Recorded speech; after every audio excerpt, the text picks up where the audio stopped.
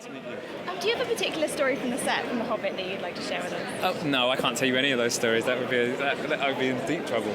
No, there was loads of extraordinary things. One of my favourite things, not from the set, just what a bizarre world it is. You know, sometimes Peter Jackson would turn up to set in Chitty Chitty Bang Bang, or you know what I mean, or James Bond's car or something like that. It's a bizarre world out there. Or he'd arrive by helicopter at a party or something like that. You just go, this guy's amazing. But in terms of on set, every day was thrilling. Every day was an adventure. You know, like I keep saying, the craftspeople. Every door that you touched, every handle was so beautifully crafted. You would take it and put it in your house in a split second. It's so beautiful.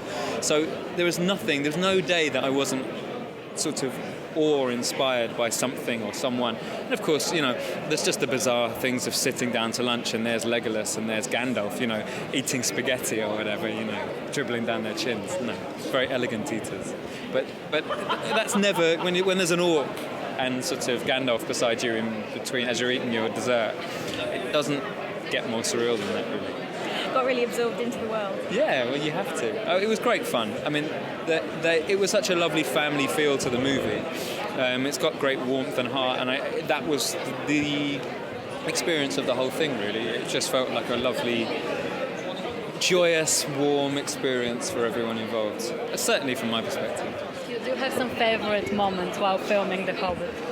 Favourite scene? Well, it was just a joy to work with Peter, obviously, but also Stephen Fry. It's been a hero of mine since I was a child. So I've grown up watching him. He was just a joy to work with. He had me in stitches every single day, and so I spent 3 months with him. And then, of course, right at the last 3 months, Billy Connolly turns up, who's one of the greatest comedians ever, if not the greatest comedian ever. So the hilarity continued. I just spent 6 months in New Zealand, wetting myself with laughter, just crying. It was, a joy from start to finish, and I made great friends. How do you top that? What are you going to do next? Well, exactly. Well, you don't. You just carry on, don't you? You do. Oh, you top it. Hopefully, artistically. Hopefully, you find a project that you're really excited by, and it means something. It doesn't need to be, a $1 billion movie. It could be anything, as long as it means something to you. That's what I want to find. I did read the books. My mum read the book to me when I was a kid,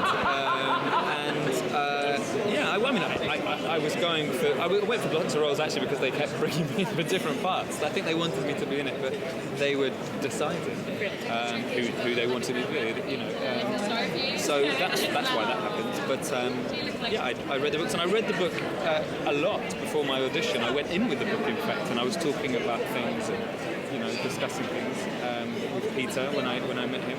It was a great day. I was so nervous then, and I left the audition. I've not told anyone this. I left the audition and I curled myself into a ball because I was so intense. Like the whole thing, just curled myself into a ball. And then John, the casting director, opened the door and found me on the floor, curled into a little terrified ball. But then after that, it was nice because everyone was nice to me. So. Next time you play it out. I'd like to. I'm not pretty enough to be an elf.